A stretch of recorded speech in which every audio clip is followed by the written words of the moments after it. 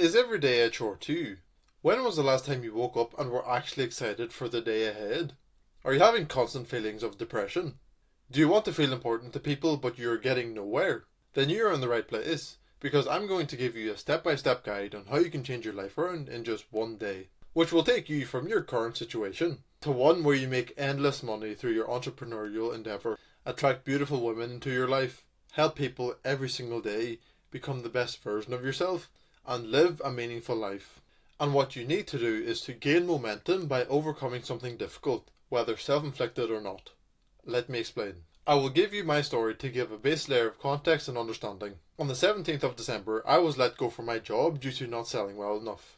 And that is fair enough. I knew that then and I still know that now. But in the moment, of course I felt a sense of betrayal. So when I went home that morning, I could have either sat with that shitty feeling of betrayal for the whole day and probably even more, or I could have turned that shitty feeling into internal burning motivation for myself. And that's exactly what I did. It went from, oh no, they fired me, to, oh, they fired me. Well, fuck them. My sales numbers were objectively bad, and I would have let myself go in their situation.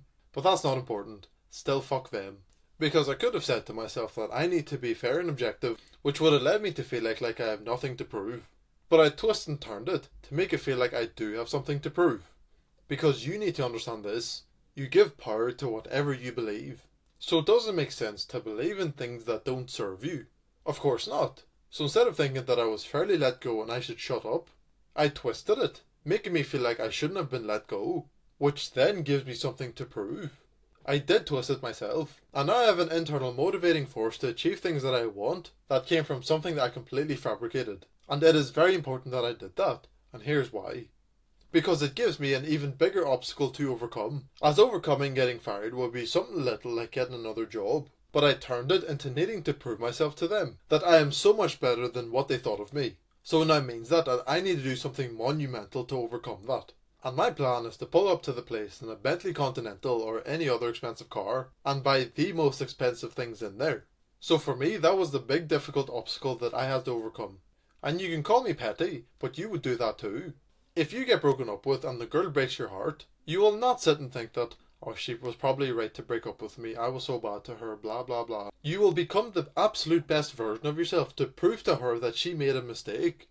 If another man calls you a bitch to your face, you're not going to sit and think if you're actually a bitch. You will challenge him in whatever you're most competent in, to prove to him that you're not a bitch.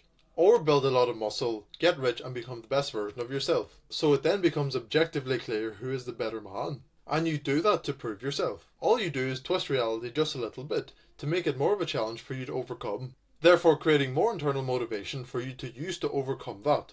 However, your scenario may put you in a pretty comfortable spot, requiring you to create a difficult obstacle for you to overcome. And the best way that I would recommend for you to do this is to create a very big obstacle that you can overcome relatively quick, as opposed to a medium-sized obstacle that you can overcome in a span of several hours. For example, getting up an hour earlier than usual, going for a long morning run that really pushes your limits, to the point where your chest feels tight and the pain in your quads becomes unbearable. Then coming home and getting straight into a cold bath for 20 minutes without listening or watching anything, while continuing moving your arms and legs about. As opposed to fasting for a whole day, or doing 500 push-ups in a day, or getting a certain amount of work done throughout the entire day. Think of the first example as a big hill that has a threat of death, since it will be difficult the entire time and your best bet is to get through it as fast as possible.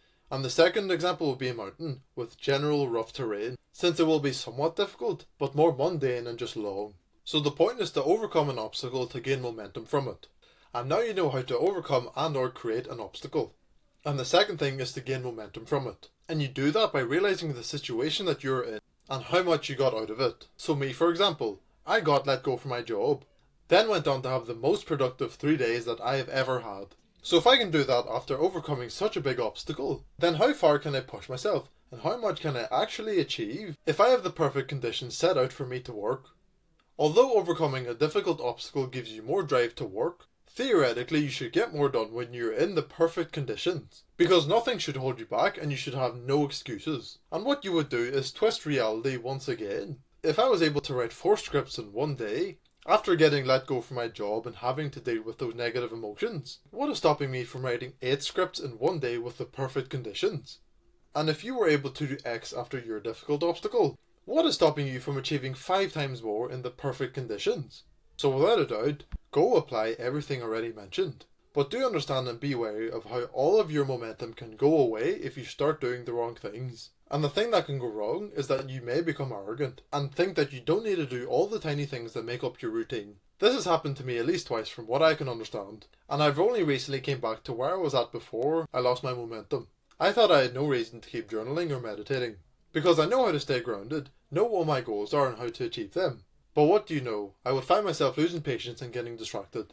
I thought I had no reason to keep disciplining myself, as I discipline myself through the work that I do. But then I would find myself giving in to the smallest, most stupid distractions. And things like that can happen to anyone, including you.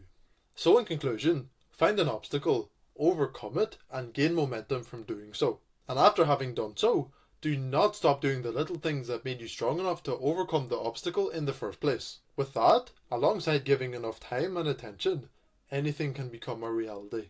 And like that, you would have set yourself up for monumental success and would have changed your life for the absolute better in just one day. So start now and never look back. I believe in you, brother.